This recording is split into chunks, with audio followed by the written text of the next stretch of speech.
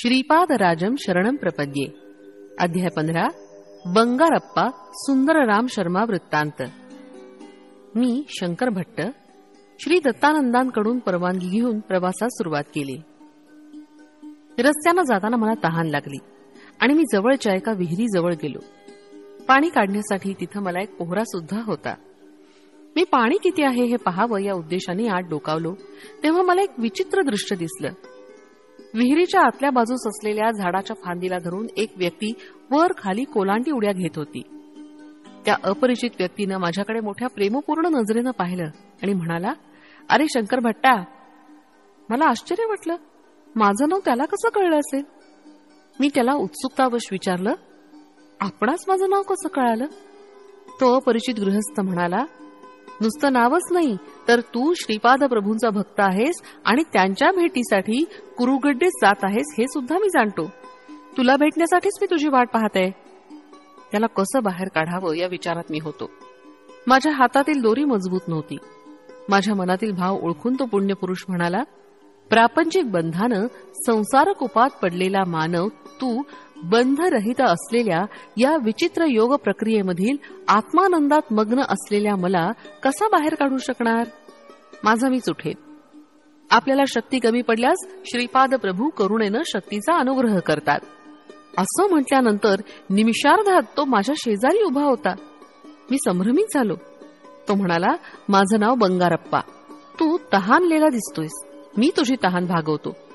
असं म्हणून त्यानं त्या पोहऱ्यानं भराभर पाणी काढलं आणि तो स्वतःच ते पाणी गटागटा प्यायला. परंतु आश्चर्य असं की पाणी तो प्याला पण तहान मात्र माझी भागली. ह्याचं मला आश्चर्य वाटलं. नंतर आम्ही दोघांनी प्रवास प्रारंभ केला. त्यानं बोलण्यास सुरुवात केली. "मी स्वर्णकार कुटुंबातील आहे. मी मंत्रतंत्रामध्ये प्रावीण्य मिळवलं होतं. माझ्या मंत्राच्या सामर्थ्यानं नावडत्या व्यक्तीस मारून टाकण्याची विद्या सुद्धा मला अवगत होती. भूत प्रेत पिशाच यांच्या सहवासात सुद्धा मी राहिलो होतो. माझं नुसतं नाव ऐकून लोक घाबरत. ज्या गावात मी जाई तेथील लोक मी भूत प्रेतांचे प्रयोग करू नये म्हणून मला विपुल धन आणून देत. माझ्या चेहऱ्यावरील साधारण मनुष्यांच्या चेहऱ्यावर दिसणारी प्रसन्न कळा लोप पाहून भूत प्रेतांची असलेली विकृत कळा, क्रूर स्वभाव माझ्या चेहऱ्यावर दिसू लागला. माझ्या संचारामध्ये एकदा पूर्व पुण्याईनं पिठिकापुरम लागलं. श्री दत्तप्रभूंच्या अवतारामधील पवित्र अशा नगरीत क्षुद्र असलेल्या कुंतत्राला परस्पर कलहाला काही कमी नव्हतं. श्री बापनार्युलू आणि श्रीपादांविषयी अनेक चित्रविचित्र गोष्टी मी कर्णोपकर्णी ऐकल्या होत्या. मी सर्वात प्रथम बापनार्युलूंना मारून टाकावा असा विचार केला. मी एका ओढ्याजवळ जाऊन ओंजळीनं पाणी पित होतो. मला मनुष्यांना मारण्याच्या अनेक विद्यांचं ज्ञान होतं.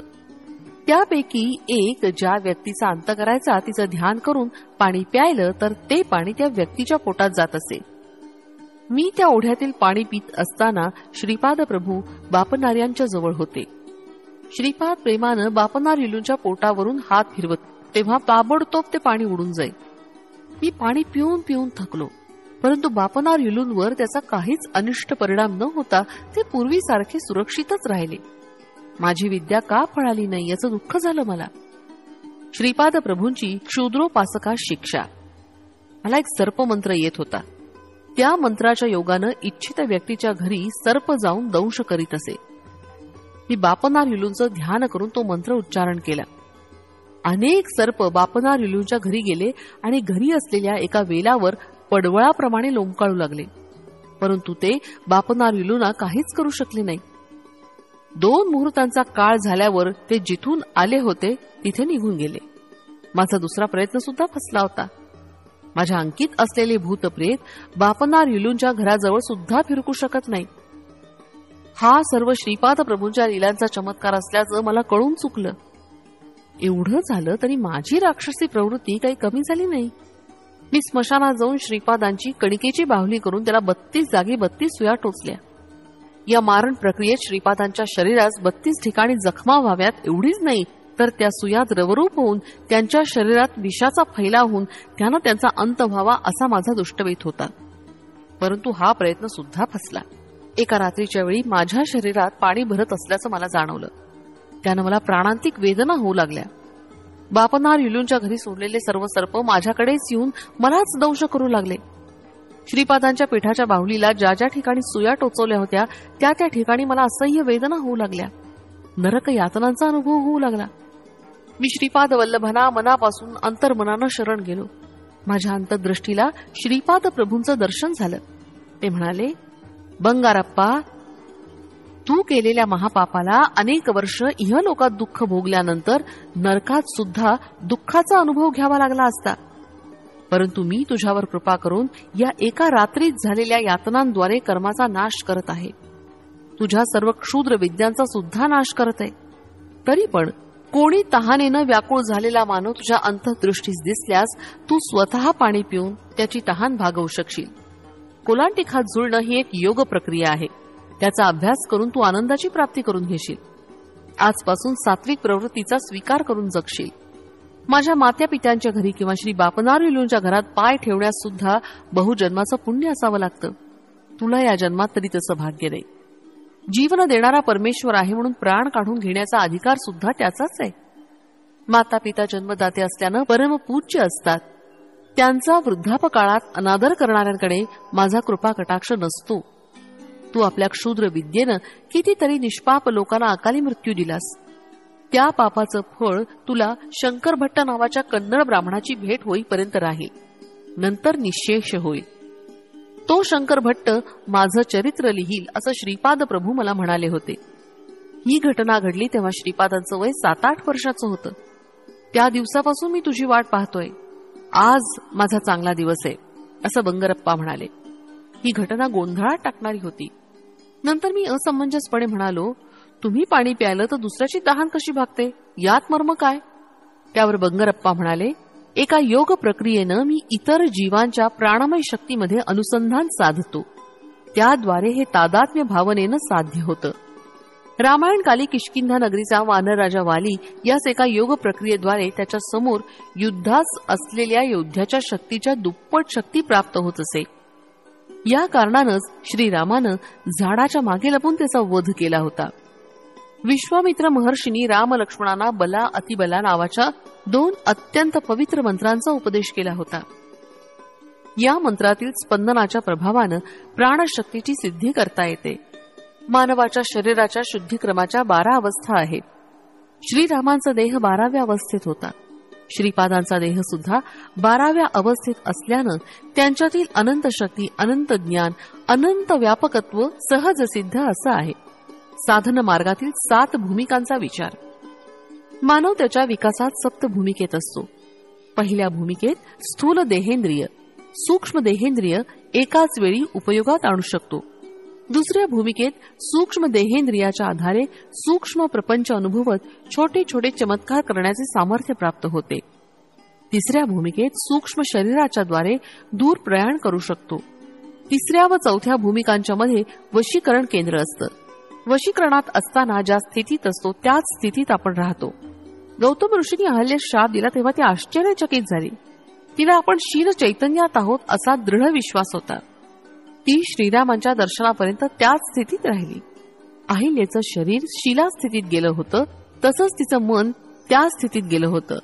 म्हणजे तिसऱ्या आणि चौथ्या भूमिकेच्या मध्येच असलेल्या वशीकरण केंद्रात ती राहिली. श्रीरामांची पायधूळ लागताच तिचं मनोपुष्प विकसित झालं आणि ती स्वतःच्या सहज स्थितीत आली. चौथ्या भूमिकेला पोचलेल्या आत्म्याला अतिशय विस्तारित योगशक्ती लाभते. यासाठी आपल्या योग्य शक्तींचा लोककल्याणार्थ अंतरात्म्याच्या बोधातून विनियोग केला तर उच्च स्थिती प्राप्त होते. परंतु पाप कार्याला निमित्त होणारे तुच्छ स्वार्थ प्रयोजकांसाठी ही शक्ती वापरली तर पतन अवस्थेला जाऊन शिला चैतन्यात पडण्याची भीती असते. त्यानंतर अनेक हजारो जन्मानंतर मानव जन्माला येता येतं. 5व्या भूमिकेवर असलेले साधक संकल्पज्ञानी असतात. 6व्या भूमिकेवरील साधक भावज्ञानी असतात. संकल्पज्ञानी साधक दैवी साक्षात्काराबरोबर प्रापंचिक कार्यकलाप सुद्धा चालवतात. भवज्ञानी साधकांचा प्रापंचिक कार्यकलापाचा ध्यास फार कमी असतो. 7व्या भूमिकेतील साधक परमात्म्याच्या जवळ असलेल्या ज्ञानाची प्राप्ती करून घेऊ शकतात. अवतारी पुरुष आणि साधकातील भेद. बंगारप्पांनी सांगितलेल्या गोष्टी ऐकल्यावर माझ्या मनात काही संदेह निर्माण झाले. त्यांचं निराकरण करण्यासाठी मी प्रश्न केला, महाराज, जीवनात केवळ परिणामक्रम असतो का? काय हे अवतारी पुरुषांना सुद्धा लागू पडतं? यावर बंगारप्पा म्हणाले, अवतारी पुरुष काळाच्या महिम्यानं निर्माण होतात. मानव जेव्हा भगवंत होतो तेव्हा त्याला समर्थ सद्गुरू असं म्हणतात. देव मानव रूपात आले तर त्यांना अवतारी पुरुष म्हणतात. मत्स्य पाण्यात वेगानं पोहू शकतो. कूर्म पाण्यात आणि जमिनीवर दोन्ही ठिकाणी राहू शकतो. वराह म्हणजे खड्गमृग, भूमीवर सहजपणे चालू शकणारा प्राणी. सिंह हा जनावरात सर्वात श्रेष्ठ प्राणी. नरसिंह अवतारात भगवान विष्णूंनी सिंहाचं मुख आणि मनुष्याचं शरीर असं रूप धारण केलं होतं.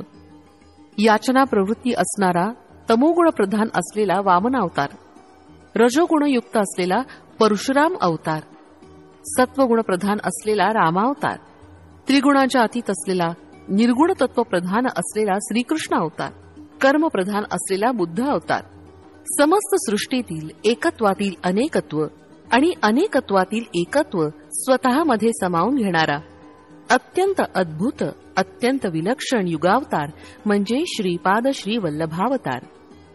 श्रीपाद प्रभूंशी ऋणानुबंध नसलेले योग संप्रदाय, मत, धर्म नाहीतच. श्रीपादांची स्थिती बुद्धिमानांना सुद्धा समजण्यासारखी नाही. त्यांच्यासारखे तेच आहेत. सर्व सिद्धांतांचा, सर्व संप्रदायांचा त्यांच्यातच समन्वय आहे. या सृष्टीचा आदिबिंदू आणि अंतिम बिंदू सुद्धा तेच आहेत. स्पंदनशील असलेल्या जगत व्यापाराचं निरीक्षण करणारे, संकल्प करणारे, क्षय करणारे तेच आहेत. हे गूढ असं देवाचं रहस्य आहे. सप्तर्षींना जे समजलं नाही ते मी काय सांगू. बाबा शंकर भट्टा, तू धन्य आहेस. त्यांचं अव्याज कारुण्य लाभेल तो धन्य होय. अन्य जीव व्यर्थ होत. सत्कर्म व दुष्कर्मांचं फल विवरण. मी विचारलं, महाराज मला एक शंका आली आहे. समस्त कर्माचा बोध करून देणारा तोच असल्यावर लोकांमध्ये थोड्यांना चांगलं, थोड्यांना वाईट असं जन्माला का घालतो. यावर बंगारप्पा मोठ्यानं हसले आणि म्हणाले, तू चांगला प्रश्न विचारलास. सर्व सृष्टी द्वंद्वातूनच निर्माण झालीय. मृत्यूचं भय नसेल तर जन्मदात्री आई सुद्धा मुलावर प्रेम करणार नाही. वेदांमध्ये पुरुष हा शब्द आत्मा या अर्थानं वापरला असला तरी आत्मा म्हणजे पुरुष नव्हे. पुरुष हा शब्द देहास सूचित करतो आणि आत्मा हा देह नाही. तो देहाहून निराळा असून अजन्मा, अव्यक्त, अचिंत्य आणि विकाररहित आहे. मानवात आणि प्राणी मात्रात एकच आत्मा वास करतो. मनुष्य आणि देव यांच्यात मात्र भेद आहे. या भेदामुळेच मनुष्य देवत्व प्राप्त करण्यासाठी प्रयत्नशील असतो. या प्रयत्नामुळेच मानवाचा विकास होतो. देवामध्ये केवळ चांगल्या सृजनात्मक शक्ती असतात असं नाही, तर काही विघटनकारक, विनाशकारक शक्ती सुद्धा असतात. त्या शक्तींचा आवश्यकतेनुसार उपयोग करून सृष्टीचं चलनवलन सुव्यवस्थित चालवण्याचं कर्म देव करत असतात. मनुष्याच्या जन्मात सुख आणि दुःख ही पूर्वकर्मानुसार येत असतात. दुःख येत असल्यानं मानवात सुखाचं महत्त्व कळतं आणि तो सुख मिळवण्याचीच आकांक्षा करतो. सृष्टीमध्ये असं दिसून येतं की अनेक दुष्ट, कुकर्मी, नास्तिक, जनतेला छळणारे लोक अत्यंत सुखाचं जीवन जगतात आणि सत्यवचनी, प्रामाणिक, सदाचारी, सच्शील व्यक्तींना अनेक दुर्धर संकटांना तोंड द्यावं लागतं. अशा विपरीत स्थितीचं कारण असं की कुकर्म करून सुद्धा अत्यंत सुखाचा उपभोग घेणाऱ्या लोकांनी पूर्वीच्या जन्मात काही सत्कर्म केली असणार आणि त्याचं फलस्वरूप त्यांना आज असलेलं सुख प्राप्त झालंय. तसंच अत्यंत प्रामाणिक, सच्शील, सज्जन लोक आज जी दुःख भोगताना दिसतात ती त्यांच्या पूर्वजन्मातील पापकर्मांचं फलस्वरूपच. मनुष्यास आपल्या पाप अथवा पुण्याचं फळ तत्काळ मिळत नाही, त्यास काही वेळ लागतो. परंतु पाप किंवा पुण्य अत्यंत तीव्र स्वरूपाचं असल्यास त्याचं फळ लवकर मिळतं. चांगलं अथवा वाईट कर्म करणं मानवाच्या हाती असतं.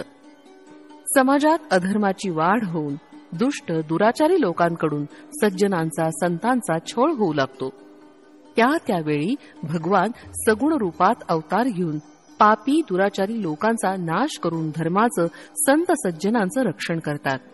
हजारो वर्षांपासून आकाशात तारे, ग्रह, चांदण्या होत्या, परंतु त्या सध्याप्रमाणे सुव्यवस्थित नव्हत्या.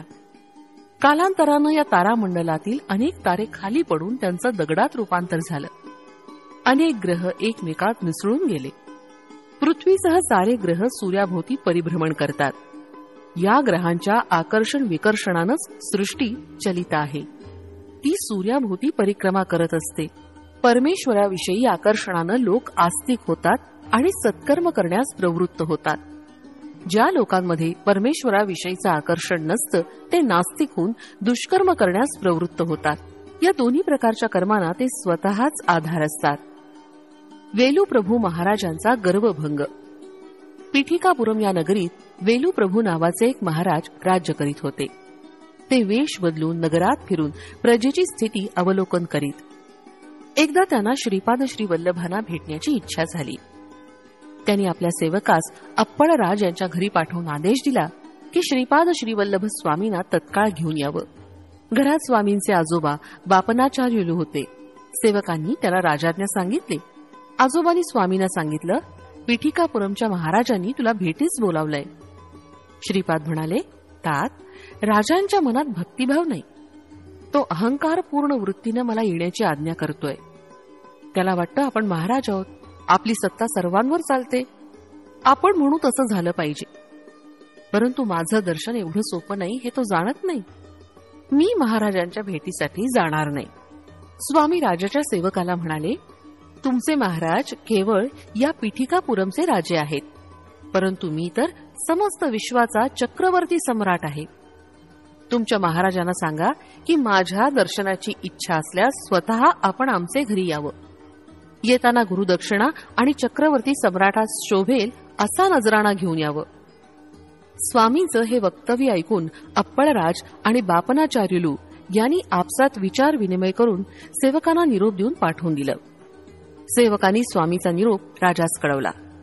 तो ऐकून महाराज अत्यंत संतप्त होऊन म्हणाले, मी या नगरीचा महाराज आहे. माझ्या आज्ञेचं श्रीपाद श्री वल्लभ कसं उल्लंघन करू शकतात हे मी पाहतो. एवढं वाक्य बोलताच भोवळ येऊन ते सिंहासनावरून खाली पडले. सारे सेवक सिंहासनाजवळ धावले. त्यांनी राजाला पाणी पाजून सावध करण्याचा प्रयत्न केला, परंतु त्याची सर्व शक्ती गेल्याप्रमाणे होऊन भयंकर अशा नरक यातना त्याला होऊ लागल्या. तत्काळ राजपुरोहित श्री कोटसुंदर शर्मा यांना बोलावणं पाठवलं. त्यांनी महाराजांची परिस्थिती पाहून स्वतः श्री दत्तात्रेयांची श्रद्धाभावानं पूजा करून तीर्थप्रसाद महाराजांना आणून दिला आणि विभूती कपाळी लावली. राजपुरोहित म्हणाले, पाहिलात ना माझ्या अर्चनेचा परिणाम. आपण श्रीपाद श्री वल्लभांच्या दर्शनाची इच्छा केली ती व्यर्थ आहे, कारण ते स्वतःच श्री दत्त प्रभूंचे अवतार आहेत. त्यांच्या पूजेनं लहान सहान सिद्धी प्राप्त होतात. बापनाचार्युलूंना सुद्धा त्यांच्यामुळेच मंत्रसिद्धी प्राप्त झालीय. श्री व्यंकटशास्त्री हा धूर्त वैश्य स्वामींना अनेक सिद्धी प्राप्त आहेत असा प्रचार करीत असतो. महाराज, आपण बलवान असलात तरी श्री स्वामींना बांधून आणणं योग्य नाही, ते आपल्या फायद्याचं नाही. महाराज राजपुरोहिताला म्हणाले, श्रीपाद श्री वल्लभांनी काही दुष्ट शक्तींचा उपयोग करून आम्हाला त्रस्त केलंय, यावर काही उपाय सुचवावा. राजपुरोहित म्हणाले, महाराज, आपण विद्वान ब्राह्मणांकडून दत्त पुराणाचं पारायण करून घ्यावं. स्वयंभू दत्तात्रेयाची पूजा करून समाराधना करावी आणि ब्राह्मणांना भूदान, सुवर्णदान, अन्नदान करावं. असं केलं असता श्री दत्तप्रभू प्रसन्न होऊन आपली व्याधी पूर्ण बरी करतील. राजानं राजपुरोहितांच्या सांगण्याप्रमाणे विद्वान ब्राह्मणांकरवी श्री दत्त पुराणाचं पारायण प्रारंभ केलं. परंतु आश्चर्य असं घडलं की पारायण सुरू केल्यापासून गावातील चोरांचा सुळसुळाट अधिकच वाढला. त्यांच्यावर आळा घालणं राजास कठीण झालं. महाराजांना त्या रात्रीत स्वप्नात आपले पितर दिसले. ते अगदी क्षीण, अशक्त आणि दीनवाणे दिसत होते. ते म्हणाले, अरे वेलू, तू आम्हास श्राद्ध भोजन देत नाहीस, आमची या प्रेत योनीतून सुटका करण्यास काही करत नाहीस. महाराज म्हणाले, तात, मी शास्त्रानुसार श्राद्ध कर्म करतो ना. पितर म्हणाले, परंतु ते आम्हाला काही मिळत नाही. ब्राह्मण मात्र खाऊन पुष्ट होत आहेत. राजानं आणि ब्राह्मणांनी दोघांनी श्रद्धायुक्त अंतःकरणानं मंत्रोच्चारासह श्राद्ध कर्म केल्यास आम्हाला त्याची प्राप्ती होईल. पितरांच्या वक्तव्यानं राजास रात्री निद्रा सुद्धा आली नाही. याच वेळी त्याची उपवर सुंदर अशी कन्या भूतबाधेनं पीडित होऊन केस मोकळे सोडून विकट हास्य करीत घरातील सर्व वस्तू रागानं घराबाहेर फेकू लागली. ती जेवायला बसली की अन्नात किडे दिसत आणि ती ते अन्न फेकून देई. तिच्या अंगावरील कपड्यांना एकदम आग लागे. अशा प्रकारे महाराजांना सर्व बाजूनी संकटाने घेरलं. त्यांची स्थिती अत्यंत दयनीय झाली. राजा सहाय्य करणाऱ्या राजपुरोहिताची स्थिती सुद्धा अत्यंत शोचनीय झाली होती. त्याची सौम्य सोज्वळ स्वभावाची पत्नी एकाएकी अत्यंत क्रोधित स्वभावाची होऊन पतीच्या शिरावरच भांडे आपटू लागली. त्याच्या मुलानं प्रत्यक्ष राजपुरोहितालाच दोरखंडानं घरातील एका खांबास बांधून ठेवलं. त्याला जेव्हा भूक लागली तेव्हा त्याच्यासमोर एक गवताचा भारा ठेवून तो न खाल्ल्यास पोळविण्यास सुरुवात केली. पारायणासाठी निवडलेले ब्राह्मण पारायण संपवून जेवण करून घरी येताच त्यांच्या घरी धुमाकूळ घालणारी भूतप्रेत दिसत होती. ती पाहून बिचारे ब्राह्मण अगदी घाबरून जात. ती भूत ब्राह्मणांना म्हणत, तुमच्या महाराजांनी असंख्य पाप केली. आम्हाला आमच्या पतीपासून दूर करून आतोनात छळ केला.